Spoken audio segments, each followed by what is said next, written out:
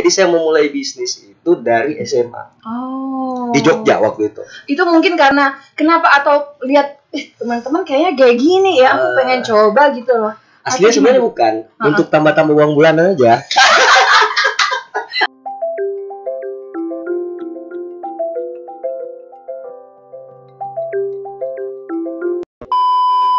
Assalamualaikum warahmatullahi wabarakatuh. Selamat datang di channel Zakia Ramayani alias Kia Palu. Dan juga buat teman-teman yang dengerin Kia di podcast Kia Palu. Gimana kabarnya di hari ini? Semoga semuanya baik ya. Dan akhirnya setelah sekian lama podcast plus video ada juga. Dan sekarang Kia bukan di Palu. Atau saya udah ganti nama aja kayaknya ya. Kia Kodal ya. Sekarang Kia ada di Morowali Utara, tepatnya di Kolonodale. Dan Kia bersama anak muda Kolonodale yang sangat menginspirasi. Langsung saja ada Pak Rusel. Gimana kabarnya? Alhamdulillah baik Ibu Kia. Sebelumnya Kia pengen ucapin terima kasih banyak udah mau luangin waktu untuk ngobrol dan juga luangin tempat yang keren ini. Siap. Jadi kita di tempatnya Pak Rusel. Apa nih namanya nih? Fats Kitchen. Fats Kitchen. Udah berapa lama nih kalau nggak salah? Alhamdulillah sekarang sudah jalan 2 tahun. 2 tahun ya. Oke, dan apa aja sih yang ada di Fats Kitchen nih? Kita ada kopi, ya. ada kopi, ada juga non kopi. Oke. Ada cemilan juga, cemilan tradisional juga kita jual itu cireng. Oke. Itu cemilannya orang Sunda. Satu-satunya di Kolonodale kayaknya. Betul. Bener, Satu-satunya yang cireng fresh from the oven. Oke, cireng. Kalau minuman nih yang paling yang paling the best menunya. Kalau yang paling best sellernya itu kita ada kopi krim. Oke. Kopi krim itu seperti es kopi susu kekinian yang lagi banyak menjamur di kota-kota ini. Kita bawa juga di Kolonodale karena kedai kopi kekinian pertama lah yang ada di kota Kolonodale, Fats Kitchen ini. Iya benar sih, untuk dapat kopi di Kolonodale agak susah ya. Betul, agak susah. Jadi akhirnya Pak Rusel mau mengabulkan permintaan kita semua yang kangen sama kopi. Selain kopi juga ada ini kayak minumnya red velvet ya. Ada yang panas, ada juga yang dingin. Dan ada juga es-es yang manis di sini juga ada. Jadi teman-teman kalau mau ke Morowali Utara, jangan lupa ke Kodal, ke Kolonodale dan mampir ke Fats Kitchen. Oke, kita akan ngobrol-ngobrol langsung nih sama siapa sih Rusel ini? Pasti banyak yang nanya siapa sih nih? Oke, nama lengkapnya Muhammad Rusel Najimain. Oke, jadi biasa dipanggil Rusel. Biasa dipanggil Rusel, Ucel. Oke. Kakak bos. Kalau di Jogja namanya ada Kalau di Jogja dipanggil Rock. Dulu saya alumni anak band. Mantep metal gitu ya. Oke. Jadi dipanggil Rock ya. Rock dulu. Oke. Jadi ini Rusel. Sekarang selain sibuk dengan Fats Kitchen-nya, kegiatannya apa lagi nih? Kegiatannya sekarang saya kebetulan kemarin baru dilantik di jadi wakil ketua umum Kadin Morowali Utara di bidang UMKM. Kesibukan sekarang yaitu mengurusi para pelaku UMKM yang ada di Morot untuk go digital. Oke, salah satu nih program udah jalan nih ya? Alhamdulillah sekarang sudah jalan, ada aplikasi namanya Drive, itu transportasi online. Itu bermitra dengan kami Kadin, jadi para pelaku UMKM yang ada di Kadin itu kita lempar ke pasar digital. Oke. Dan coming soon lagi akan ada sebuah marketplace yang akan masuk di Morowali Utara. Serius. Jadi senang kita yang jualan ya. Betul. Tidak terhalang oleh jarak lagi nih. Sekarang udah ada aplikasi digital yang membantu karena teman-teman dari Kadin juga, khususnya Pak Rusel nih ya.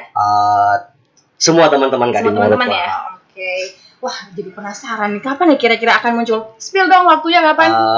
Insya Allah mungkin habis lebaran. Tapi nama marketplace-nya belum bisa saya sebutkan. Karena masih rahasia lah. Dan untuk yang di Kolonodale ini aplikasi yang udah itu harusnya teman-teman download dong ya? Harusnya sih. Karena bener. Menurut saya pribadi membantu banget. Karena kalau kita misalnya hujan, itu ada aplikasi Drive, ada pilihannya namanya Drive Car. Itu bisa kita maksimalkan lah penggunaannya. Kemudian kalau mau antar anak sekolah dan lain-lain, bisa sekali sebenarnya. Kalau teman-teman bingung, kok nggak pakai Grab atau nggak pakai Gojek? Di sini nggak ada ya. Jadi nggak ada, makanya dari itu dibuatlah aplikasi ini ya. Iya betul. Dia seperti hampir sama kayak itu ya. Hampir sama seperti yang Ibu Kia sebutkan tadi. Jadi main teman-teman di Kolonodale di Morot, dan ini bukan cuma di Kodal aja ya. Seluruh wilayah Morot di bagian mana aja sih? Untuk aplikasi awal ini kita ada di 3 kecamatan. Petasia, Petasia Barat, Petasia Timur. sementara. Mungkin akan kedepannya akan buka di kecamatan-kecamatan lain. Amin, didoain ya semoga lancar. Thank you. Oke, sebenarnya dari tadi nih buat kafe, terus buat ini aplikasi. Saya background kuliahnya nih apa nih ya? Kalau boleh tahu kemarin di Jogja. Di Jogja kuliah ekonomi. Oh, pas banget memang ya. Ekonomi. Sebenarnya cita-cita saya itu musisi. Betul, musisi. Musik dari kapan tuh? Dari kapan? Aku pengen jadi musisi nih. Musisi itu dari SMP waktu masih di Kolodale. Main band lah, buat festival lah, bazar dan lain-lain. Sampai akhirnya saya ke Jogja. Pantasan ke Jogja. Iya kan, tempatnya para seniman ya, musisi-musisi. Ya waktu itu awalnya mau sekolah SMA itu di SMM. SMM itu kalau kan sekarang jadi negeri ya, namanya SMK Negeri 2 Kasihan, Bantul. Jadi di Bantul itu ada nama daerah namanya Kasihan. Kasihan ya. Oh, Kasihan. Jadi di situ ada tiga kejuruan. SMM yang saya sebutkan tadi, ada SMSR, ada juga GRIA. Buat mematung gitulah. Oh, memang di sana sih untuk makanya ada isinya juga ya, Institut Seni Indonesia. Nah, di sana ada di Jogja juga. Dan lokasinya sama juga di Bantul. Oh, di Bantul juga. Di Kasihan Bantul. Ya, karena teman aku juga ada kuliah di sana. Ya memang ya begitulah nasib di sana ya. Sekitarnya juga keren-keren banget di sana. Seperti itulah Jogja. Jadi setelah berangkat ke sana itu awal niatnya dari Morut, dari Kodal waktu itu masih Morowali. Saya ninggalin kota Kolodale tahun 2007. Itu ke sana awalnya memang pengen sekolah di SMM, Sekolah Menengah Musik. Dari SMA nih ya, udah lihat belasan tahun dia udah gue harus pergi nih ya. Terus sampai di sana berubah. Kok bisa? Karena apa namanya? Mungkin waktu itu 2007-2008 di Morut ini internet itu masih sesuatu yang baru ya. Bener. Sesuatu yang baru. Sampai di sana itu saya main Kaskus namanya. Dulu ya Kaskus. Dulu Kaskus kan? Kaskus. Ada forum curhat, ya sebelum Friendster ya, harus Friendster terus Kaskus ya. Kaskus. Itu ada namanya FJB, Forum Jual Beli. Iya benar. Nah, awal tertarik untuk berbisnis dari situ. Jadi saya memulai bisnis itu dari SMA. Di Jogja waktu itu. Itu mungkin karena kenapa atau lihat teman-teman kayaknya kayak gini ya, aku pengen coba gitu loh. Aslinya sebenarnya bukan untuk tambah-tambah uang bulanan aja. Aku pengen kurban butuh uang guys, jadi kan aduh kayaknya udah perlu deh jadi musisi dulu aku makan ya atau pengen belanja, padahal di Jogja lumayan murah sih sebenarnya kan. Terjangkau sekali sebenarnya. Bener ya kan? Betul. Cuma kenapa Anda butuh uang jajan? Ya biaya entertain tinggi lah kan ya. Iya, kalau jadi musisi ya tali senar gitar ya segala macam memang lumayan mahal ya. Dari awalnya pengen seniman sampai di Jogja berubah jadi pengen seorang entrepreneur ya? Awalnya jualan dulu ya? Awalnya jualan dulu. Ada namanya sistem pre-order yang seperti kita tahu sekarang. Itu waktu itu saya main Kaskus. ID Kaskus saya masih hafal namanya Banilova. Banilova. Itu dari mana tuh? Banilova itu karena kebetulan ada saudara di Jogja. Dia memang penggemar kelinci. Oh ya Bani. Makanya dia bikin ID Kaskus itu Banilova. Ya ampun, imut banget. Pikiran nih, cewek kali ini ya Bani ternyata. Cowok ya. Awalnya dijual apa tuh di Kaskus? Kaos. Iya sih, kalau Jogja memang kaos ya, dunianya kaos. Advertising di mana-mana. Luar biasa dan terjangkau banget sih ya. Harganya waktu itu kita jual 50.000 sampai 65.000. Tapi pada tahun itu. Kalau sekarang mungkin kursnya 100 ribuan ya. Benar. Kan di sana ada pabriknya juga kan, lumayan beli kain serol gitu ya. Terus langsung dibuat di pabrik, murah banget sebenarnya ya. Makanya tuh Jogja itu, gudangnya ini sih rugi banget sih kalau nggak buat usaha di sana sih sebenarnya ya. Karena banyak orang kreatif di sana kan. Banyak sekali orang kreatif. Jadi akhirnya selesai nih SMA-nya, lanjut kuliah di mana? Lanjut kuliah saya di UPN. Universitas paling negeri. Saya masuk swasta ke luar negeri. Soalnya makanya universitas paling negeri. Dan akhirnya milih saya kayaknya betul di ekonomi nih. Ekonomi manajemen ya? Manajemen. Jadi memang langsung next langsung fokus di situ, aku pengen jadi seorang bisnismen gitu. Karena kan latar belakang keluarga almarhum bapak saya juga latar belakangnya wira swasta ya, dagang, jualan gitu ya. Ya memang jiwa dagangnya itu sudah tertanam mungkin. Saya juga awalnya kayak gitu ya. Karena mungkin saat waktu kita jual dan dapat walaupun cuma 1.000-2.000 kayak happy banget ya. Betul. uang fresh money nih, walaupun nggak seberapa, tapi kalau lihat uang semangat lagi nih jualan kayak gitu ya. Walaupun tidak seberapa sih, betul. Tapi itu yang buat kita happy sih, karena kayak hobi. Kayaknya saya hobi mengumpulkan uang nih. Jadi awalnya itu masih juga main musik, ada namanya studio di Jogja itu, sekarang udah nggak ada. Itu namanya Gong Studio, itu di Jalan Nologaten. Mungkin kalau teman-teman podcastnya ya Ibu Kia tahu, itu di belakang Ambarukmo Plaza ada namanya Jalan Nologaten. Ada studio musik di situ namanya Gong. Nah, di Gong itu setiap band-band yang punya member itu latihan di situ, itu dibuatkan semacam bazar ini di tiap malam minggu, namanya Gongers in Action. Wih, luar biasa. Saya waktu itu jadi musisinya yang main di Gongers in Action, sambil jadi tukang parkir juga. Tukang parkir. Di mana ada kesempatan di situ Rusel ya.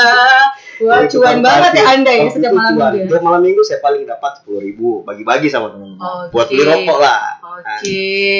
Tampil, dapat kenalnya, dapat juga uangnya. Karena memang kalau musisi kan awal-awal gak dapat seberapa ya. Nah, paling ya terima kasih sama hati-hati di jalan. Bener, malah kita yang bayar untuk perform kan dulu kan.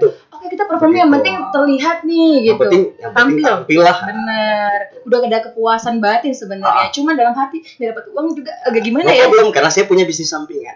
Tukang parkir. Jualan kawan, lihat lahan parkir. Tuh, kayaknya bisa ini ya. Itu berapa lama tuh? Dapat cuan berapa tuh? Lumayan lah waktu itu. Yang pasti pada itu kalau kita istilahkan namanya zaman jahiliyah. Gimana zaman jahiliyah itu? Ya namanya masih muda, masih merasa gue masih kuat, masih. Oh iya sih, gampang ya. Besok bisa lagi nih ya. Besok bisa dapat lagi. Habis hari ini besok bisa dapat lagi. Dan ternyata hari ini kalau saya tabung itu, aduh, saya menyesal juga sebenarnya. Tapi ya sudahlah. Tapi memang aku aja kayak gitu ya. Padahal dulu sudah siaran dari SMA kayak kalau dikumpul-kumpul kayak udah jadi berapa nih uang ya? Udah bisa naik haji. Iya benar.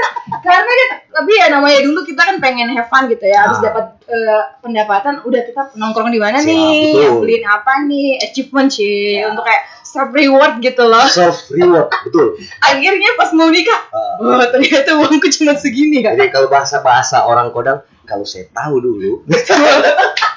Tapi sudah lah, tidak apa-apa. Iya, tapi pelajaran ya, pengalaman benar. Dan di Jogja pun selain dia mendapatkan jati diri menjadi seorang pengusaha, dia mendapatkan tambatan hatinya. Iya. Wow. Itu panjang perjalanan. Mungkin kalau dicerita di sini durasinya mungkin. Oh, kita buat episode itu. Kita datangkan pasangannya Rusel ya. Oke, dia nggak mau ngomong tapi di episode selanjutnya ya. Tapi akhirnya Jogja pun menjadi tempat pertemuan. Jogja jadi tempat pertemuan. Jadi sebenarnya kalau saya ibaratkan Jogja itu seperti rumah kedua saya. Wow. Walaupun saya lahir besar di Kolondale, tapi dunia saya temukan di sana. Bener ya, dapat ceritaku ini nih.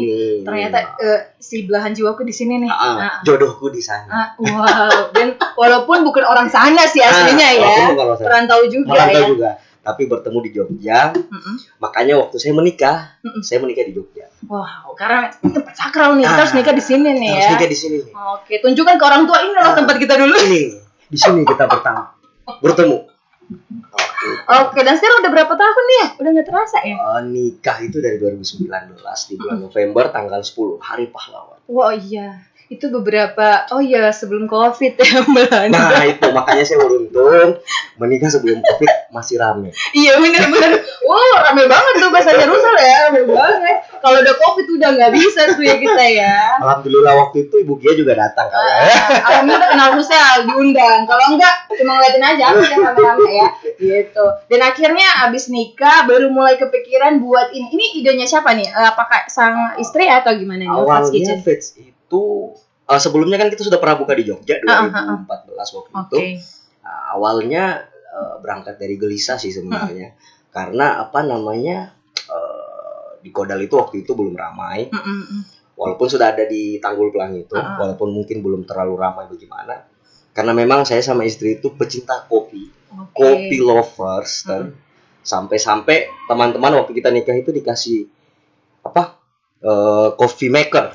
Gitu. Hadiahnya, Saking perusahaannya cinta banget sama kopi ya. Kasih hadiah coffee maker. Wow. Coffee maker sampai iseng-iseng buka katanya. Okay. Berawal dari situ sih kita coba jualan kopi lah di Morowali Utara ini. Oke, sebenarnya dari keresahan sendiri aku pengen butuh kopi tapi nggak ada yang jual. Gitu ya? Waktu itu sudah ada yang jual mungkin, cuma belum seperti sekarang. Oke. Belum seramai sekarang. Karena kan masalah rasa lah. Oke. Masalah rasa. Masalah taste ya, beda-beda ya. Aku taste-nya kayak gini. Mungkin tempat lain bukan nggak enak sih, tapi mungkin semua enak. Yang ada di Morot ini semua tergantung selera aja sih. Ternyata Pak Rusel punya, kayak aku pengen yang selera kayak gitu, tapi belum ada nih. Akhirnya dibuat lah. Awal dari situ sih, Fats Kitchen ini.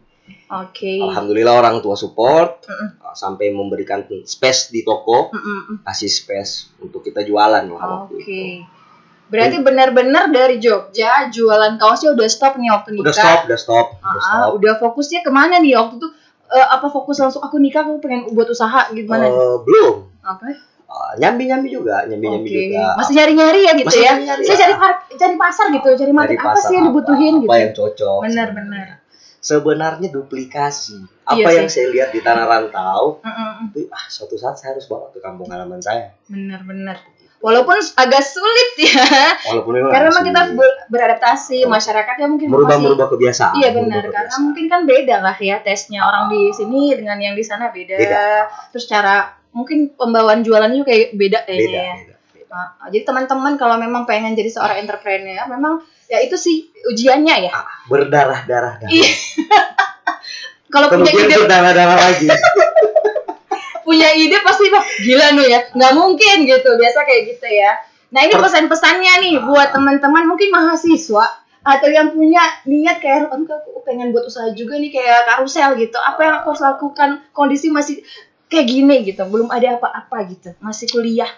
Sebenarnya berani mulai aja sih. Oke. Kenapa saya bilang berani mulai? Karena Fats ini mungkin bagi yang orang yang kenal saya, kamu enak karena ini, kamu enak karena ini. Hello, Fats ini berawal dari amplop nikahan saya, modalnya. Wow, berarti kita semua yang hadir adalah investor. Wah, dari situ ternyata ya langsung muncul lagi idenya Pak Rusel, lihat uang amplop ini kayak cukup nih.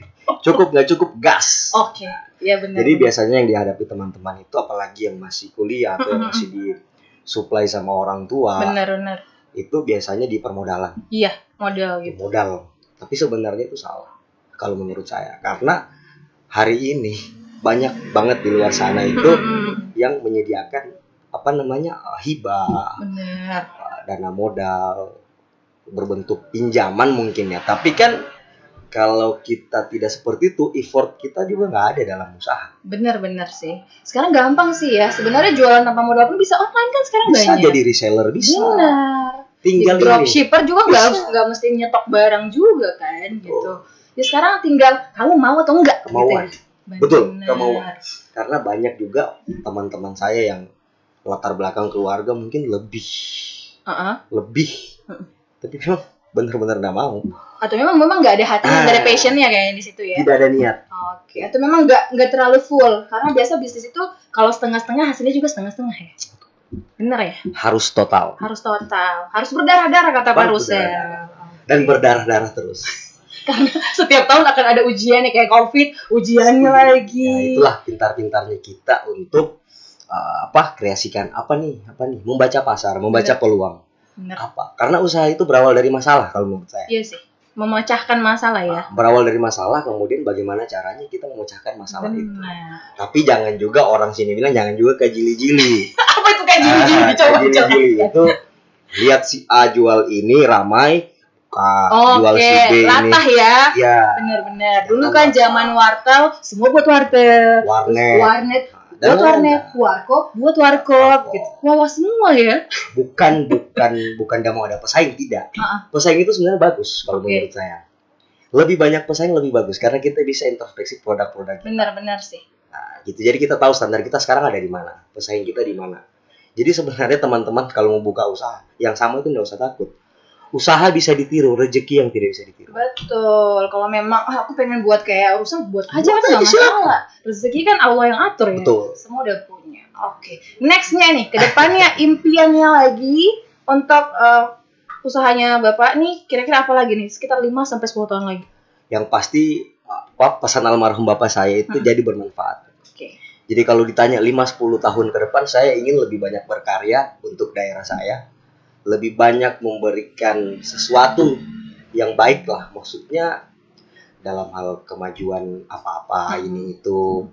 Walaupun mungkin tantangannya yaitu pasti ada yang suara sumbangnya, lu bisa nggak biar aja nggak mereka supporter ya. Itu semakin kalian berteriak semakin saya semangat itu tidak menjadi suatu masalah sebenarnya. Yang pasti kita harus banyak bermanfaat untuk orang banyak. Itu poin penting yang ditinggalkan almarhum bapak saya. Jadi kalau Ibu Kia tanya 5-10 tahun ke depan impiannya seperti apa, saya ingin memperbanyak karya saya untuk daerah saya.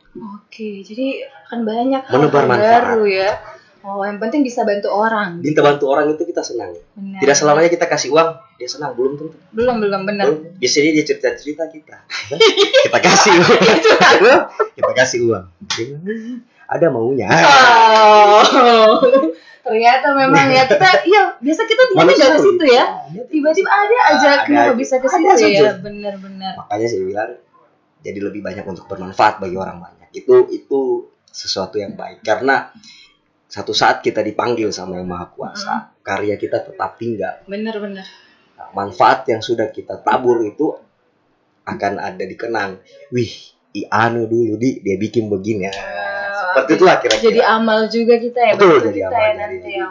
Pokoknya kayaknya nanti nggak bisa dibilang banyak karena Pak Rusal ini akan lihat kondisi dulu apa nih ya kira-kira yang baru ya lagi ya. Dia tuh kayak tiba-tiba muncul di sesuatu ada masalah lagi nih ya. Biasa kayak gitu ya. Jadi biasa itu kalau tiba-tiba ada ide biasanya saya tulis. Ditulis semua ya. Ditulis. Walaupun mungkin sudah tidur kebangun tak mimpi, saya tulis. Setelah saya tulis, kemudian saya lihat alurnya kira-kira untuk dapat mewujudkan ini kemana dulu. Kemana dulu. Sama seperti waktu pertama kali drive kita mau bawa masuk di Morowali Utara. Jadi kita kembali lagi ya ke tadi. Banyak sekali orang pesimis. Iya sih, karena melihat tiba-tiba dengar emang bisa. Di sini kan listriknya belum stabil, jaringan belum stabil gitu. Ditertawakan orang. Ditertawakan orang dan akhirnya orang yang tertawa itu mungkin juga sudah download dan sudah merasakan manfaatnya. Sudah pakai juga ternyata ya. Jadi memang itu tipsnya Pak Rusal ya. Kalau udah mimpi udah punya dia ditulis biar jadi keinget dan dicari tahu caranya gimana. Alurnya kemana. Benar. Jadi betul seperti yang Ibu Kia bilang tadi, memang kemauan saja. Kemauan. Kalau kita sudah niat, betul-betul niat untuk bantu orang, mempermudah urusan orang, insya Allah Tuhan akan kasih mudah urusan kita. Benar sih, benar. Itu yakin banget. Jadi teman-teman kalau punya sesuatu niatin, udah dipikirin, Allah tuh pasti bantu. Semesta itu kayak seakan-akan kayak mendukung semesta mengamini. Kalau katanya anak senja. Tapi itu benar banget. Pasti kita akan dipertemukan. Wah, kayak itu satu misi nih. Satu misi. Akhirnya kita nggak sadar ternyata Allah itu punya cara untuk bantu kita ya. Jadi teman-teman yakin aja pasti impiannya tercapai. Kalau Rusal bisa, kalian juga pasti bisa. Harus lebih bisa dong. Thank you. Sama-sama. Pak Rusal, semoga usahanya makin sukses. Amin. Terima kasih. Dan jangan bosan-bosan pinjamkan tempat ini buat kami. Silakan, feel free, kapan saja. Silakan. Dan semoga informasi dari Rusal dari podcast Kia dan channel YouTube Kia juga bermanfaat buat teman-teman semuanya. Jangan lupa di subscribe dulu ya, di like dan di share biar informasi ini bisa bermanfaat bagi banyak orang. Dan juga di podcast Kia Palu juga di follow ya. So kita akan ketemu lagi di episode selanjutnya. Wassalamualaikum warahmatullahi wabarakatuh dan bye